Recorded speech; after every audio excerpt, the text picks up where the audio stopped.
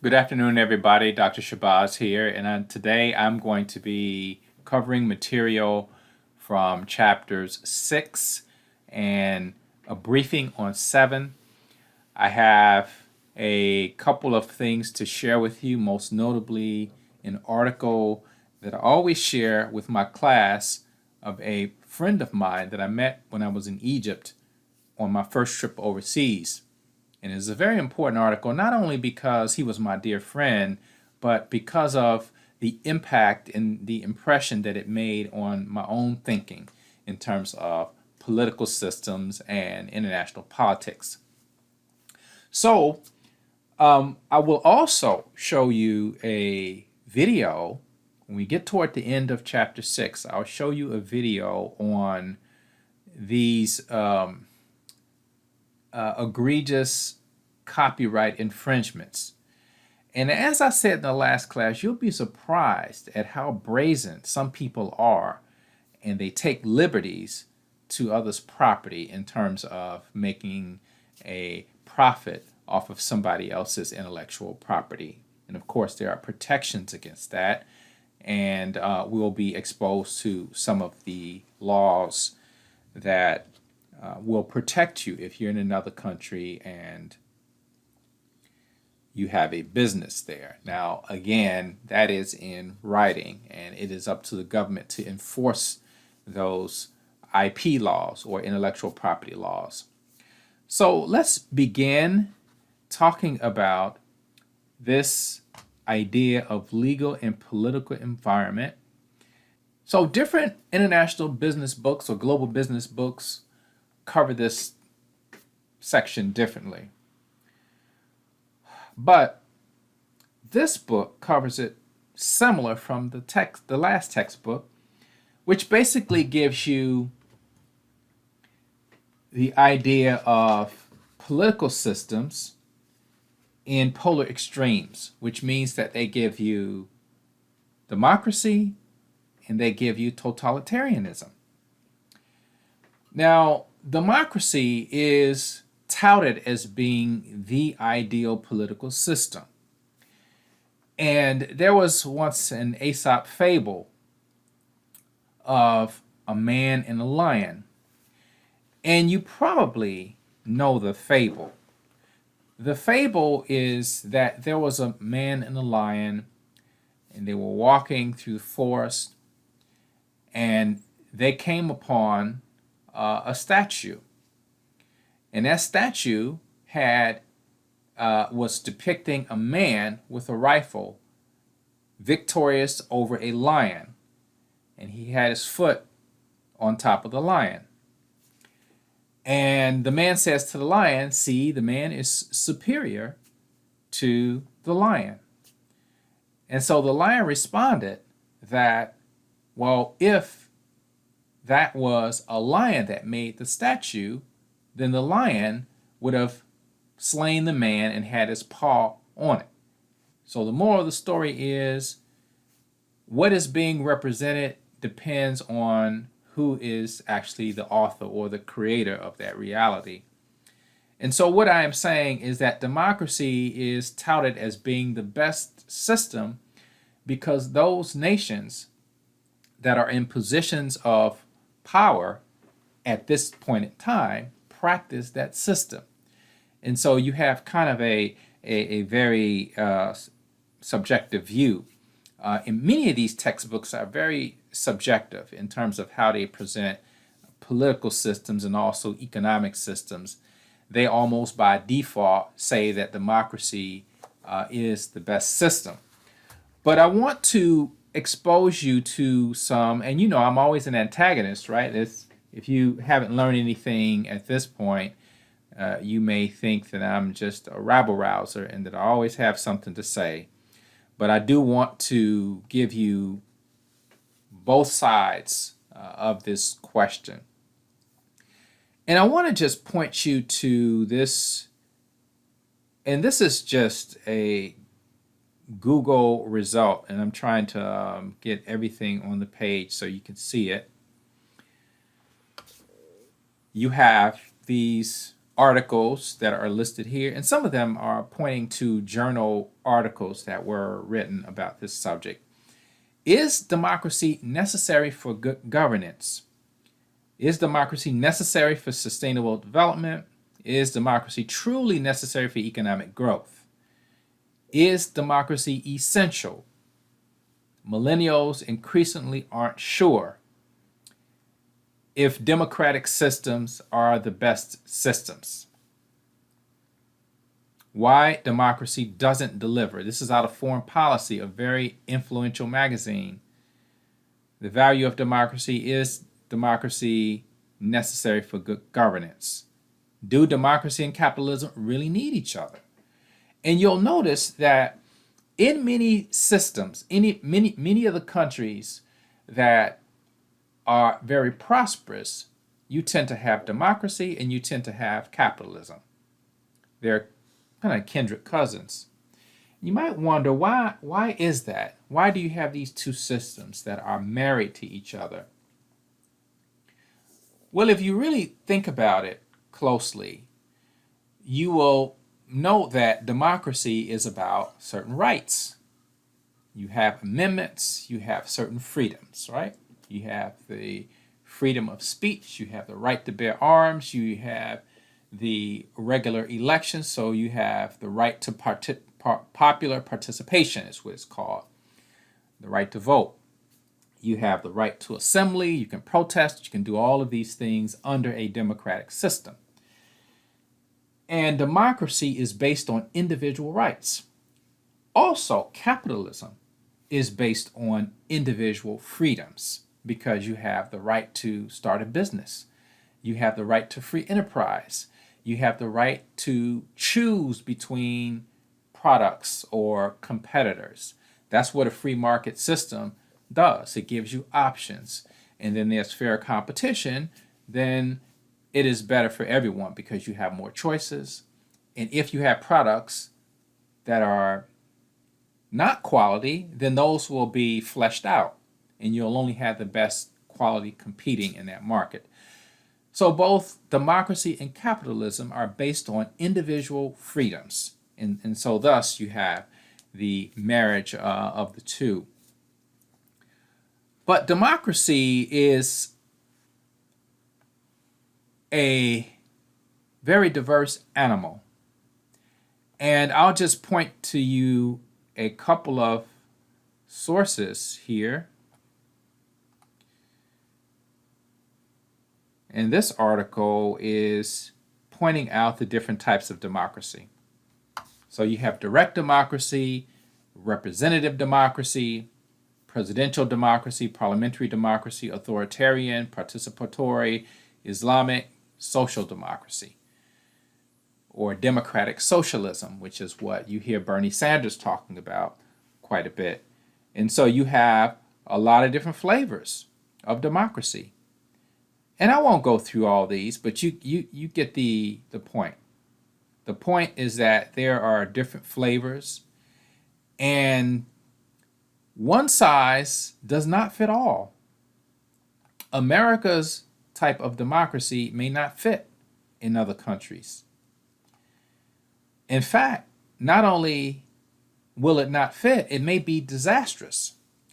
So a lot of times you'll hear these politicians talking about the merits of democracy, and also when they go on their diplomatic missions, will make as a condition that this country democratize, or they have more freedoms as we have in America.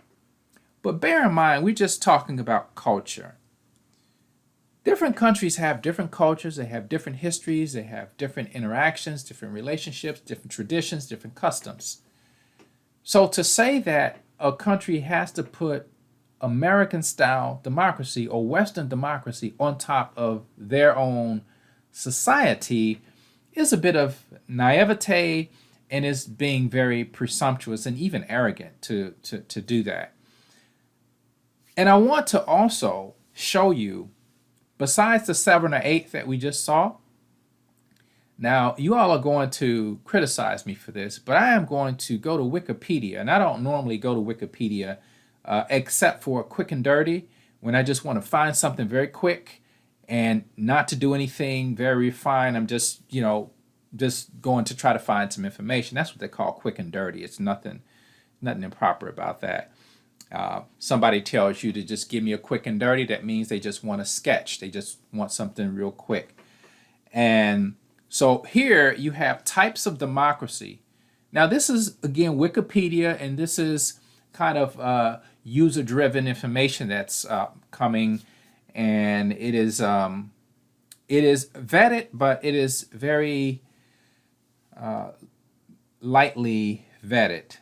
It is kind of a cooperative vetting. But if you can look at all of these different types of democracy to the right-hand side, you'll see how countries have had to adapt democracy to suit their own specific needs. And some of these were mentioned in the previous article, but you can kind of see the levels of democracy here, types of democracy. Even they have democratic dictatorship. Okay, that's a very interesting one because it seems like an oxymoron, that you can't be a dictatorship if you have democracy, right? Because the people decide who that leader is and what they do and what powers they have. But a dictator rules with sole authority over the people. So you have kind of a, like I said, an oxymoron. Those don't seem to go together, but it is a concept. So you see all of the different variations of democracy, and you have certainly a lot of applications. Some of the most prosperous countries in the world are socialist democracies, such as Sweden and Denmark and Norway. These countries have developed a more central model with the social services being provided by the government. There are actually elements of socialism in the society that we live in. Now, of course, our politicians may not want to discuss that, or they may not even want to admit that that is the case. But it is indeed the case that there are elements of socialism. We even have Social Security, right? We pay into a fund, and when we become of age 65, then we draw out of that fund for the rest of our lives.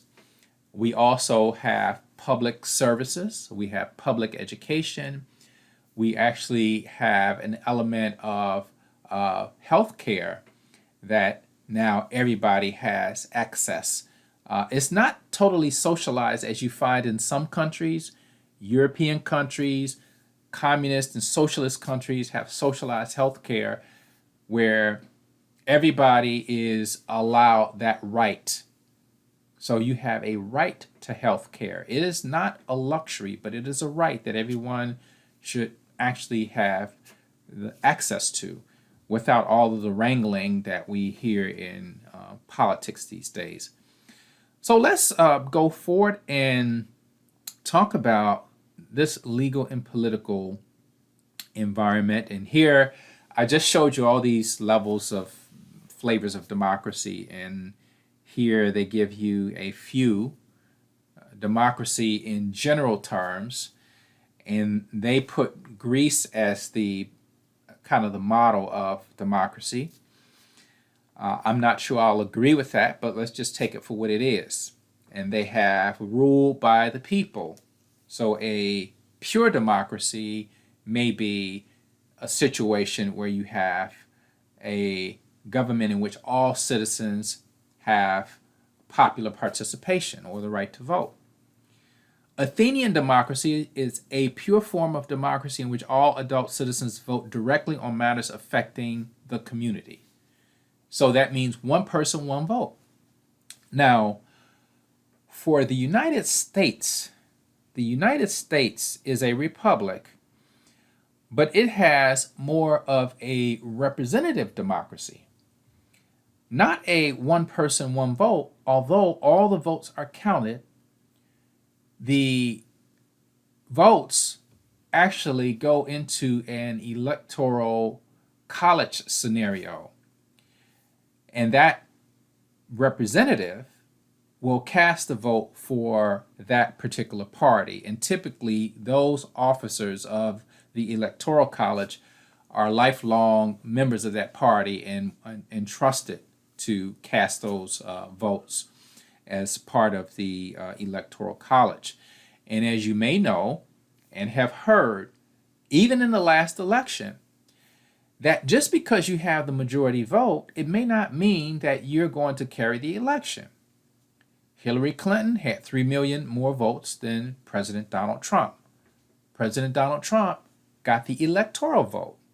He got the majority of the electoral college votes and thereby was declared the winner of the election. And this has happened other times in history.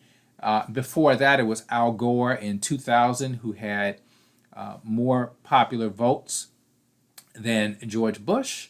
But George Bush got the electoral votes, most notably Florida, which was one of the last states to be counted because there was a controversy.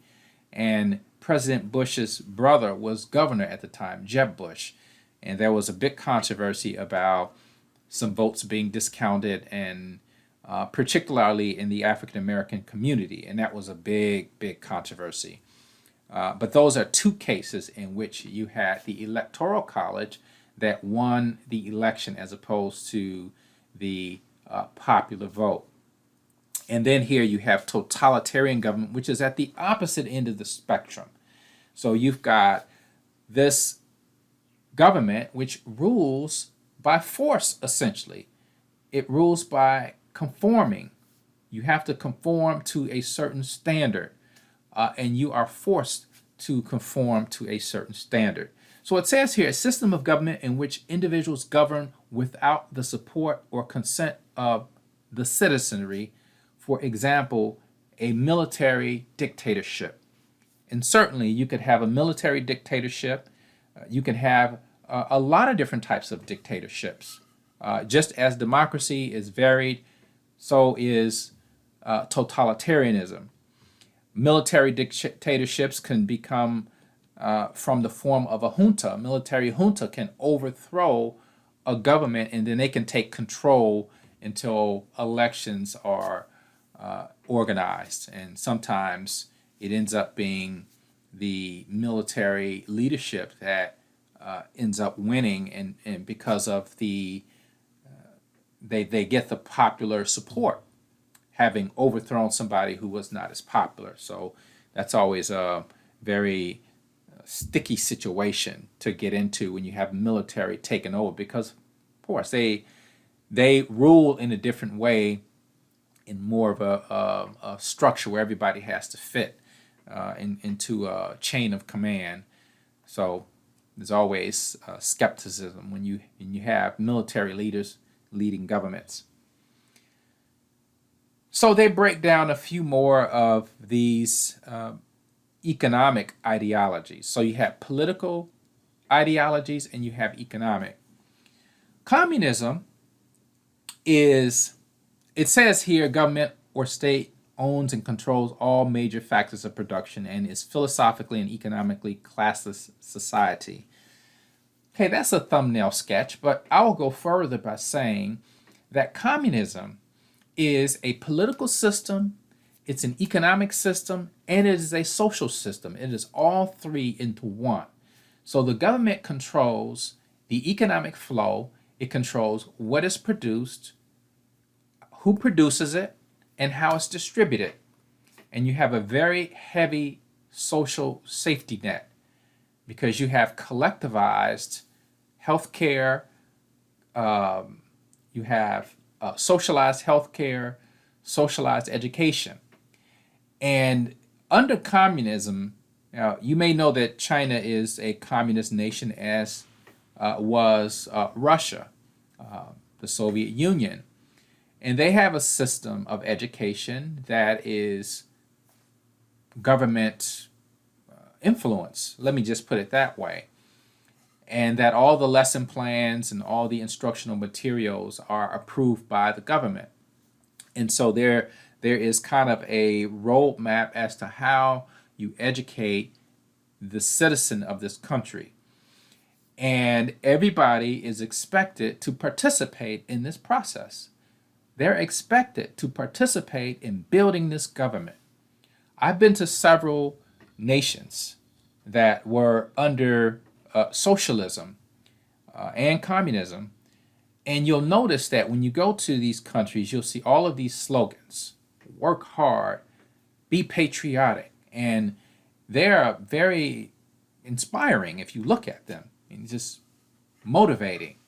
So when you go to Vietnam, you'll see these posters, these billboards. They're all over the place. You go to China, you go to Cuba, they have these relics of this kind of workers' rights, and which is how communism sprouted, because you have workers that wanted to assert their rights against the bourgeoisie. You may have heard of or used that word bourgeoisie as somebody who's bougie, somebody who's upscale, and who kind of is feeling themselves. You know, they feel that, okay, I'm important.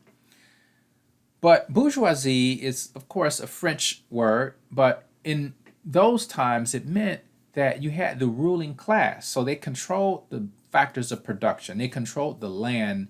They were those that rented property, not only for living, but they rented property if you wanted to be a sharecropper and you wanted to till the soil, then you had to rent that land.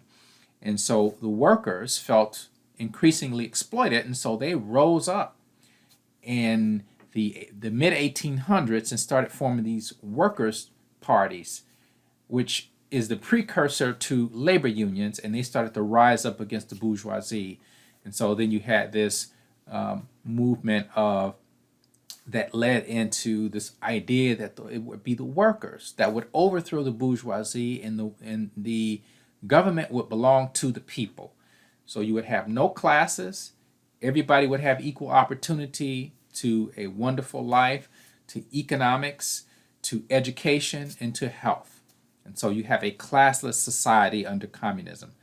Socialism is a bit different, because the government plays a very strong role, but they also allow some freedoms.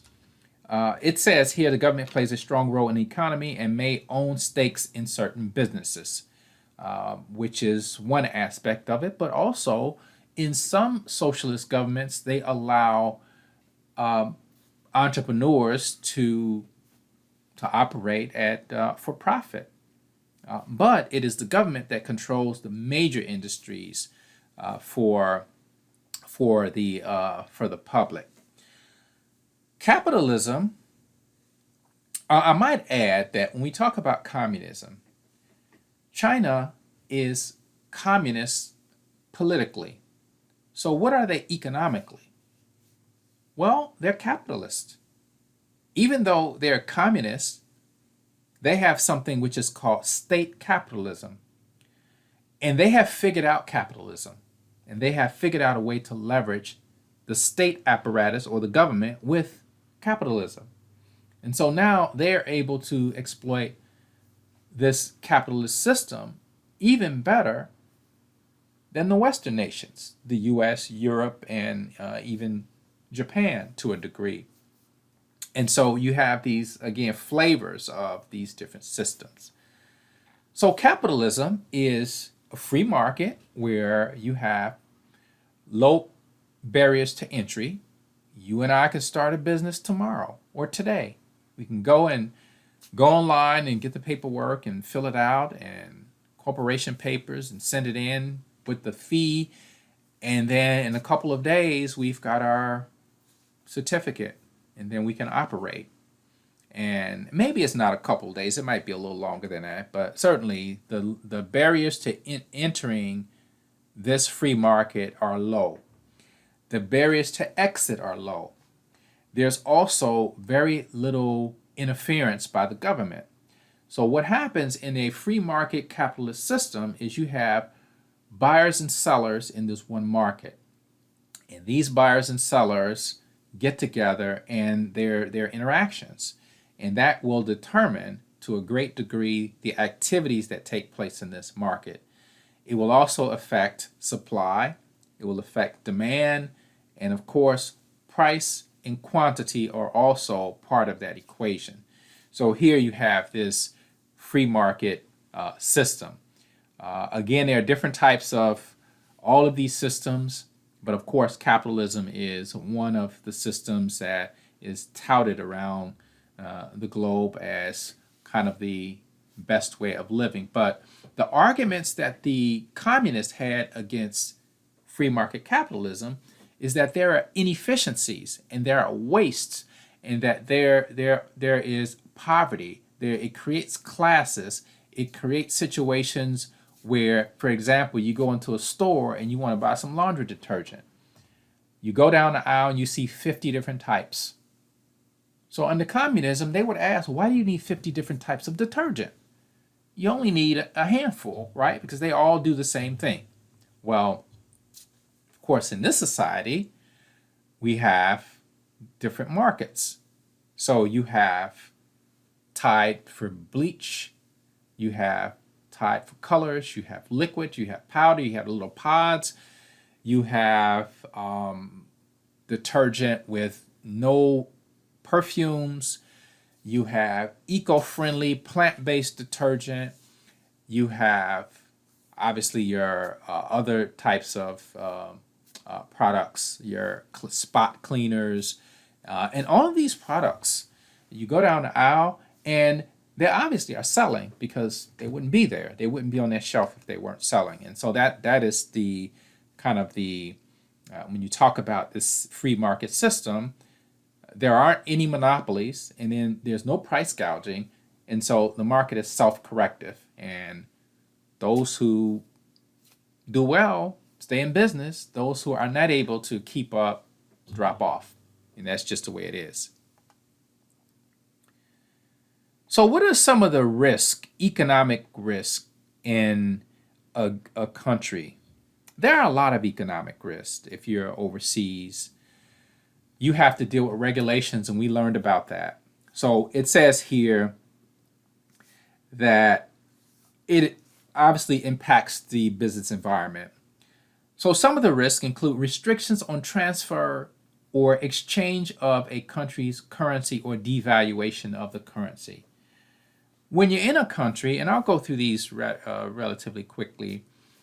When you're in a country and let's say you make revenue, as a good corporate citizen, you might say, okay, I want to reinvest into the business, and I want to create jobs. I want to build a good environment for the people in my community, and also want to ensure that we stay in business, right? But sometimes a company may say, I want to send this money back to the headquarters, right? It's called repatriation of capital. Sometimes governments will give a limit. They will say you can only expatriate so much capital at a time. Because let's say you take all your bank deposits, you pull them out, and you send them back to wherever you're headquartered. That creates a shock in that system, because these banks rely on deposits so that they can make loans, and they can have make investments, and they can create a return on those bank deposits. And when you take that capital out, it creates a shock in the system, and it may create a crisis. And so that's why sometimes they have these limits as to how much money you can take out of the country.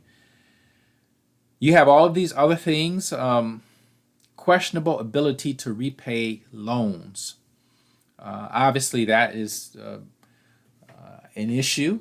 Of course, being credit worthy and all of these things are very important when you talk about the risk incurred in providing startups with capital to be in a position to help the economy.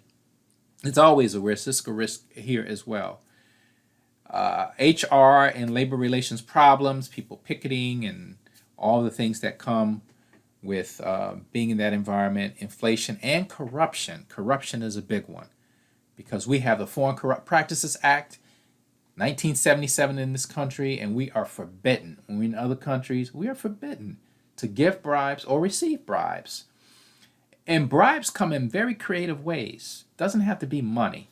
It doesn't have to be somebody giving you a physical gift or giving you something tangible. It can be intangible. It can be information.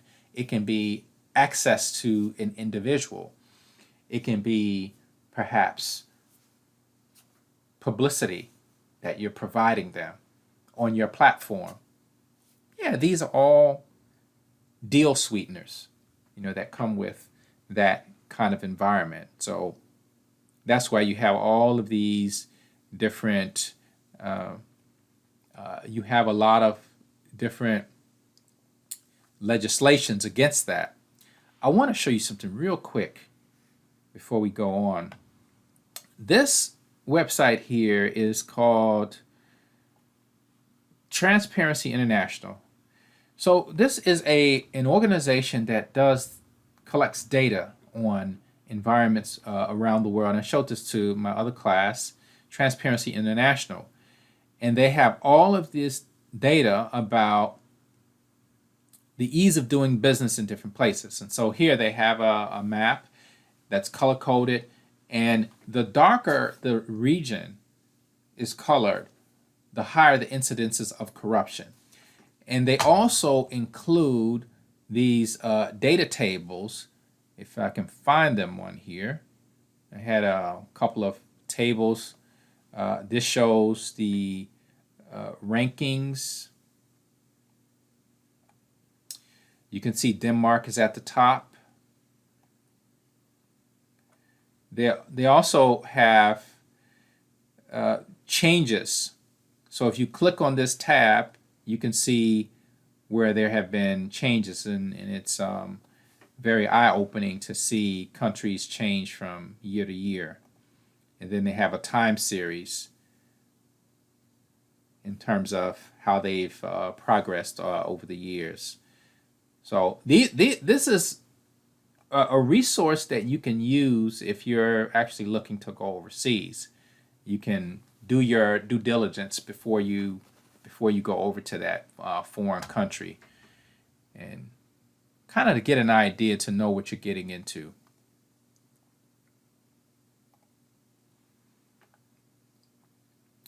Okay, so here's a word for your lexicon: mitigate. What does it mean to mitigate risk?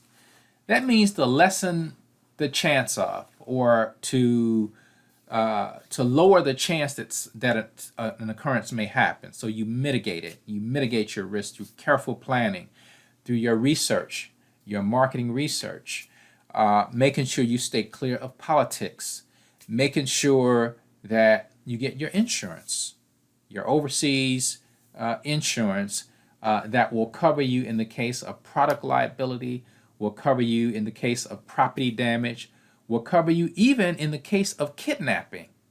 Believe it or not, there's insurance that will cover you in those cases. And of course, economic risks are not independent of political risk. Let's say you're in a country and you're a foreign business, right? And a political government, a political shift has changed from a government that was friendly to foreign businesses to one that is unfriendly to foreign businesses. And so you'll have a change in the atmosphere and perhaps more hostility aimed toward foreign businesses. And then you kind of have to adapt to that, the change in that environment. So you have political risk, macro political risk, which is large scale of affecting businesses throughout the country, micro political risk affecting industries or affecting individual entities. You have, of course, these different, I'm going to go back and show you this Overseas Private Investment Corporation. I was talking about insurance. This is one of the organizations that you could seek to be insured. Now, you know how insurance works, right? So you go to an insurance agency and you say, I want to be insured. What's your business?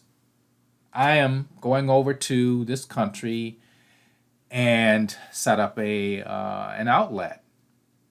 And they say, okay, what's the country? And then you give them the name of the country. They pull out their tables. Because it's an insurance company, they have actuarial scientists that run all the numbers. But not only that, they'll pull out Transparency International, they'll pull out the institutional investor, they'll pull out all these ratings of countries. They'll look at credit ratings. Countries have credit ratings.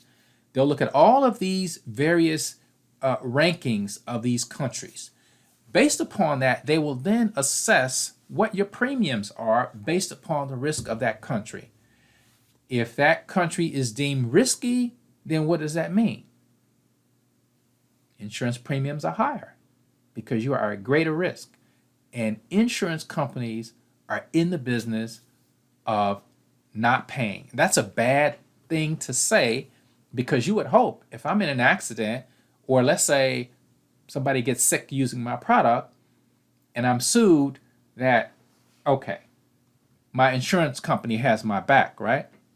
Well, you would hope so, unless the insurance company then asks you questions about the incident and then they may find grounds that you were liable and that they're not going to pay the damages. And so you have to come out of pocket for that. That would be a bad thing. I know all of us have car insurance, and when you're in an accident and you talk to these insurance companies, I had an accident and finally made a claim after decades of driving, never had to make a claim. And this company gave me, I'm not going to mention the name, this company gave me a lot of problems. And I told them that I had been a customer since I was a teenager on my parents' policy, and that this is the first time I've ever made a claim. And so I kind of threw that on them, and okay, they got the message, and they dealt with me a little different after that. But yeah, that's the nature of insurance companies. They want to run the numbers, and they want to know how much of a risk that the venture that they're involved in is going to be, and they associate the premiums on that. Here you have another one of those charts, most dangerous countries in the world. I don't know what the criteria is. I don't know how do you determine what the most dangerous country is. Is it by crime? Is it by, corruption? Is it bribery? What is it? How do you determine the most dangerous countries in the world? I don't have the footnote where usually they'll have a footnote and they'll kind of give you some idea.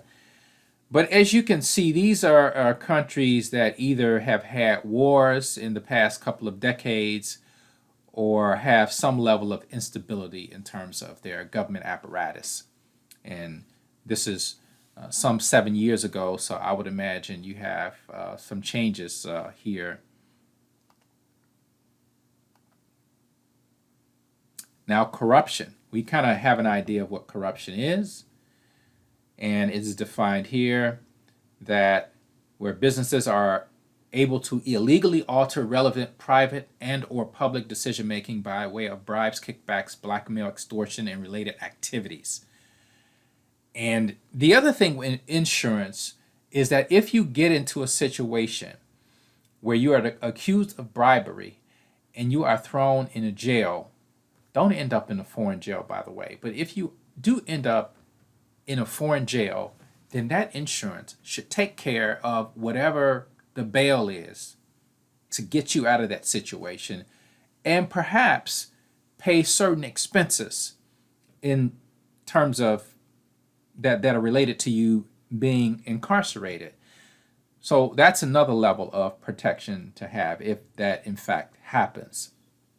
But of course, we know what corruption is: private corruption, business corruption involving other private businesses, individuals, and groups; public corruption, making illegal payments to government officials, or engaging in blackmail, extortion, and all the other things. There is a difference in corruption. We're at the 40-minute mark, and so I'll go on for maybe about an hour, and then we'll stop there. Corruption varies from country to country. In the poor nations, people are struggling, so they're trying to survive. So what do? They go out and they hustle. Some of them sell goods on the street that they get from someone else, and you see them. Dozens of people in the street selling all kinds of items, just trying to make an honest living. But then you have others that are, frankly, hustling, and they have their scams. Certainly have scams, and some of it has to do with selling certain types of products that are not authentic products. Some of it has to do with black market, selling black market products, selling, dealing in black market currency, and people walking around with a wad of cash and actually offering to exchange money for you. Very unofficial channels, which you should make sure you avoid that because you become a target. Especially these are people you don't know, and you don't know if they're working with someone else, and so it becomes a very precarious situation. So here you have transparency and international bribe payers, and you have Netherlands as being the most transparent.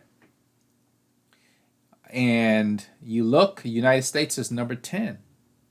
Now, I will also say that in those poor countries where you see open bribery, people see open bribes, right? You need something and someone says, okay, I could do that for you, but so they're asking, if you could break them off, like we say here, hey, give me a little extra and I'll make sure it happens. You will see this a lot in amongst the, and I hate to say it, but you go to some places and the police officers will make it their business to pull you over for little things, and maybe you have your paperwork in order, and they still want the dash money or the baksheesh, or they want money so you can go on about your way. And that is just the reality. I was watching a video of a young lady who moved to Ghana, and she had this YouTube video, was talking about the 5 things to beware of if you decide to move to Ghana from America. And she was saying one of the things that really struck her was this culture of bribes. To get things done, you need to pay people. People are making very little money in their regular jobs, and they engage what is called rent seeking. This is actually a term that's used, and they're hustling. They may have a job, but they're not getting paid much, so they're rent seekers, and so they want, a little extra, or they want more. They want, in addition to what they already make, they want to pad their earnings. So let's see what else we have. We have the legal systems. Law is something that we respect in this country. Some of you will become lawyers, and some of you will become corporate lawyers, and you'll be on some of these cases. I'm not a lawyer, and I don't play one on TV. You got these TV lawyers, and it's interesting that in some marketing campaigns you have TV doctors and TV lawyers that pitch products as if they're authentic. which is ironic because then you grow up, you believe that person because they play a doctor on TV, but they're not a real doctor. But again, that's marketing. That's another class, but it's just interesting. It just came to my mind. But civil law is different because it's heavily codified, which means that if there's an infraction of the law, they will say, based on this infraction, we'll look up the code that corresponds with the infraction. So this code is 5-1. 5-1 says the penalty is this, based upon this category. And they look, and that's the way it's handed. The sentence is handed. That, okay, based upon this code, this is the punishment.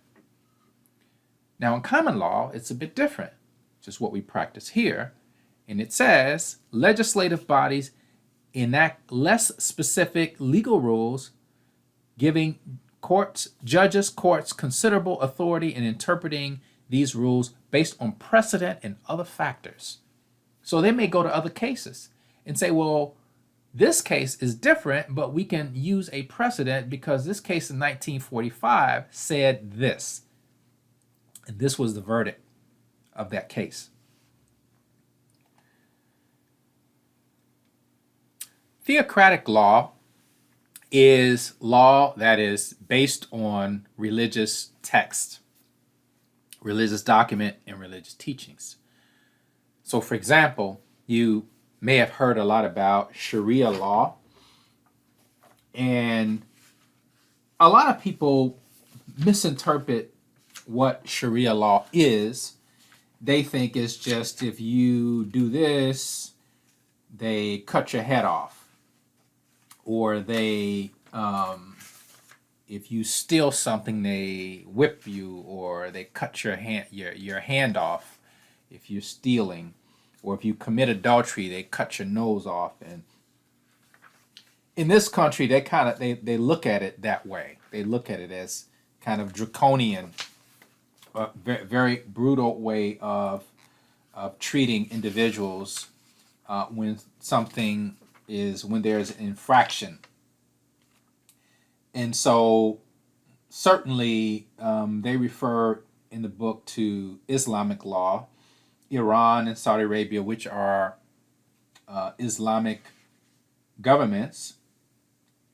And it says the Quran views either the payment or receipt of interest as unlawful usury.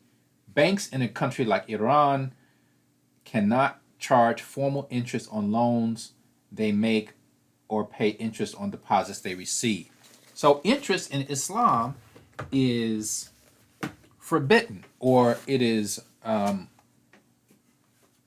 dealt with in a very different way. When you want to buy a house, there's a different method in how they deal with the payments, and it's not based on the interest that we would associate with mortgages here. So you have various laws that relate to when you talk about Islamic law, when you talk about religious law.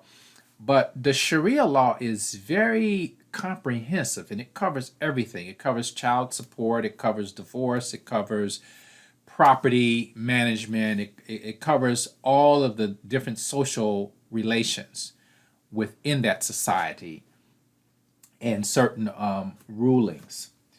And of course, within the law, you have various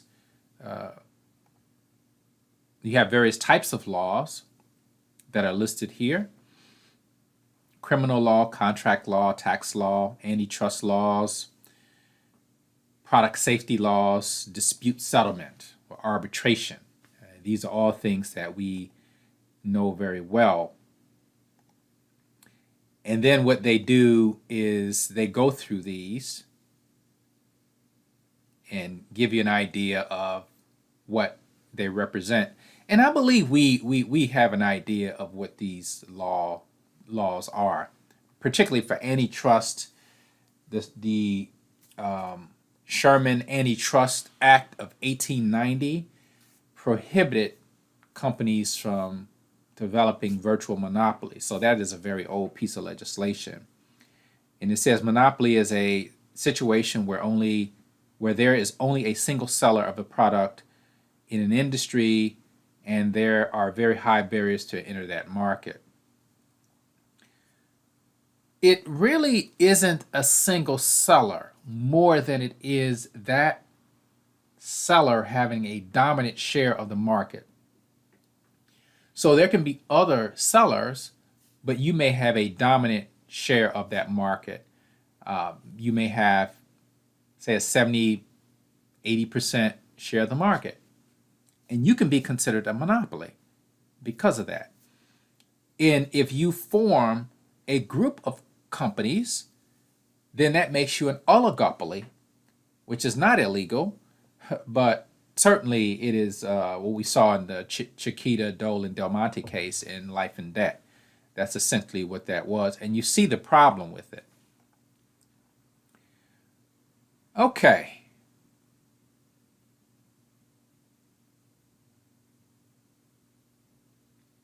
Intellectual property law, just a couple of things here as I move to this video that I want to show you.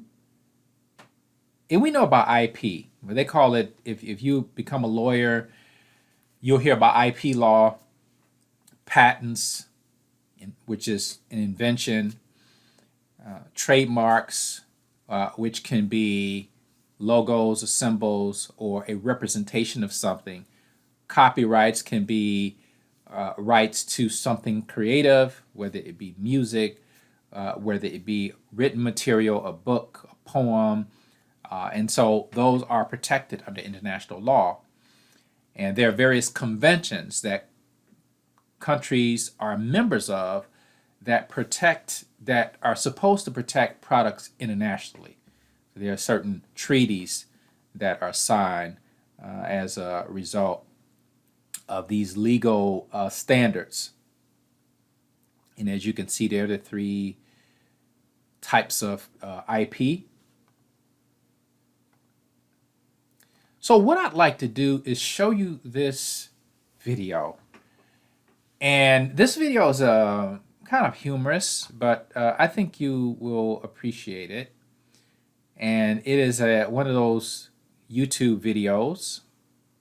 And so I will cue it up. Ninja Dolan. From everyone's favorite mighty mutant power turtles to the always refreshing Dr. Becker soft drink, we count 15 craptacular knockoff products from around the world. Number 15. Knockoff Starbucks. Nothing says capitalism, I mean America, like Starbucks coffee. The coffee house's chain has been a global powerhouse since the 1980s and has sprouted locations all over the world. But this hasn't stopped a whole slew of imitators from riding Starbucks coattails and trying to make a quick buck. Check out China's Sunbucks coffee, which uses the famous Starbucks logo design for its own selfish ends.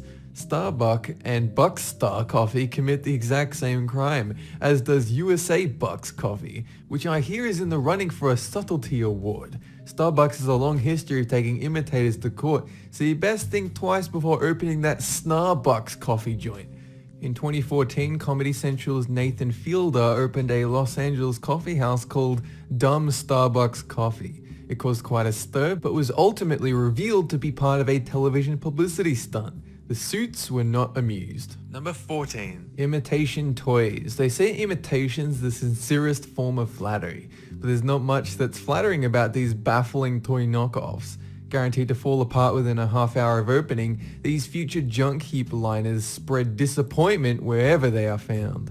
Check out New Style Ninja Tortoise, a bastardization of the I can't believe it's still going Ninja Turtles franchise. I'd hate to be the poor kid who opens this sucker at Christmas. Thanks for listening to me for the last 11 months, Dad. New Style Ninja Tortoise is just what I wanted. There's also the Mighty Mutant Power Turtles, which is what you would end up with when Power Rangers and Ninja Turtles drink too much wine together. The Star Wars franchise has some doozy knockoff toys too, including Laser Sword, which is like a lightsaber, only lamer, and Star Knight, which appears to be a Vader moonlighting as a camp scooter-tooting police officer. Very European. Finally, every unloved child should own a Robert Cop too. No, he's not Raymond's police officer brother from Everybody Loves Raymond, but he's just as surly. Number 13. Not quite right confectionery. Everybody loves to indulge in their favorite confectionery item, but sometimes you just don't feel like paying for those premium brand prices. You should though, cause imitation brands just aren't very good. Ask anyone who's traveled to Southeast Asia. They usually taste like cardboard, and you've got a 70% chance of fighting a syringe or band-aid when you reach into the packet. These knockoffs deserve points of creativity though. I mean, M&M ripoffs called S&Ms. Now that's a gateway candy. You've also got sour frittles, which on account of sounding like an STD, are a whole lot less appetizing. Oreos imitators are Boreos and cream betweens, which ooze pun potential. Interestingly, Oreos themselves are knockoffs of the original sandwich biscuit, Hydrox. But Hydrox sounds like a water boss in a Zelda game and is unmarketable. Thus, Oreos win. Number 12. Imitation butter knockoffs. The J.H. Filbert Company had no idea what a phenomenon their hilariously named butter substitute, I can't believe it's not butter, would create. I can't believe it's not was the pun of the 90s. It was referenced in countless sitcoms and sounds like something Chandler would have riffed on. They even had Fabio in their commercials. Just stellar stuff, guys. Of course, the imitators soon took notice, and along came the astonished English of unbelievable, this is not butter. Forgiveness, please. ASDA's fantabulous, you'd butter believe it, and Golden Soft's timid, unsure, could it be butter? Honorable mentions also include what? Not butter, and butter, it's not. Number 11. Imitation soft drinks. All around the world, small-scale beverage companies struggle in the sugary shadows of behemoths like the Coca-Cola Company. What's the little guy to do? Why, shamelessly replicate brand likeness, of course. To give you an idea of the sheer scope of these imitations, here's a list of international Mountain Dew knockoffs. Mountain Lightning, Mountain W, Mountain Rapids, Mountain Frost, Mountain Shoutin', Mountain Explosion, Mountain Lion, and Wild Mountain. Just reading them feels like I've climbed a mountain. Here's a similar list of Dr. Pepper, Dr. Bob, Dr. Thunder, Dr. Skipper, Dr. Fine Soda, Dr. Perky, Dr. Snap, Dr. Perfect, Dr. Becker, Dr. Bold, and Dr. Right. I'm not sure any of these are real doctors. I certainly wouldn't confide in Dr. Thunder or Dr. Right. Maybe Dr. Right. Pepsi is also kind of a crap knockoff of Coke, but that one's up for debate. Number 10. Skirple. Invented in 1964, Sharpies are the #1 permanent marker in the world. They're so iconic their name has become synonymous with the product as a whole. That's what Hoovers are to vacuum cleaners and aspirin is to paracetamol. Skirples are Chinese knockoffs that replicate the Sharpie packaging, but will probably bleed ink all over the insides of your bag. The name also sounds like an as-yet unidentified STD. Other Sharpie imitators include the Super Richeng, Goodwill's Super Superstar, and Hongbao's Super Stunyon. Number 9. Knockoff sportswear. Everyone wants to look cool when they're doubled over from a jog to the corner store, or running from their neighbor's frighteningly aggressive miniature fox terrier. Sportswear companies know this. It's why they set such exorbitant prices. They want you to work hard for their goods. They want you to sweat. It's no wonder then that consumers turn to imitation brand wear like Adidas, Heike, Knoverse, and Fuma. Their prices are comparatively low and can conveniently pick them up from your nearest black market. Sure, the quality leaves a lot to be desired, but who wants sneakers that last longer than 2 weeks? That's unnatural. Slap on that pimp hat, shameless reimagining of Puma, lace up those Ball Star classics and help out the little guy. If you're struggling to remain motivated, remember the high-key motto, just do that thing you said you would do. Number 8. Knockoff car designs. Copycat car design is a serious first world problem. It's also the root of many legal battles. Check out the Great Wall's Kula, which apes the slim, purely electric Renault Twizy, pretty much down to the last detail. And look, Attack of the Clones, the BAIC X424, gracefully borrows elements of Jeep's Wrangler and Cherokee, without saying thank you. This pandemic continues with the Geely GE, which made its motor show debut in 2009. Lawyers at Rolls-Royce no doubt salivated when the Phantom aping GE was unveiled. The GE replicates many of the Phantom's aesthetics, including its iconic upright grille. It was also set to retail for $220,000 less than its forerunner. Its striking likeness made it an attractive alternate for cheapskates. It could have really affected Rolls-Royce's sales if they'd just let it slide. Fortunately, Rolls-Royce big strong lawyers hit the case and Geely was ordered to do a comprehensive redesign. Number 7. Mockbusters are low-budget imitations of popular Hollywood films. Made by small studios, their release dates closely follow those of the films they're ripping off. This insidious strategy works particularly well with children's films. The filmmakers obviously hope to profit from parents' confusion. Some of these knockoffs are hilariously shameless. Atlantic Rim apes 2013's Pacific Rim, Apocalypse Z reimagines World War Z, Transformers becomes Transmorphers, and Kung Fu Panda becomes Chop Kick Panda. Some bootlegs are hilariously bad too. Who can forget such classics as Pepe Likes Tacos? Number 6. Knockoff video game consoles. There's a rich tradition of knockoff video game consoles dating back to the early success of the Nintendo Entertainment System. Back then, video games were primarily for children, so it was easier for manufacturers to fool unsuspecting parents into buying their kids a brick gaming system. It's not all bad though. Some of these consoles can play or emulate retro games, sometimes from multiple systems. In lieu of buying genuine retro systems, this can be a cheap and easy way to experience game libraries from past systems.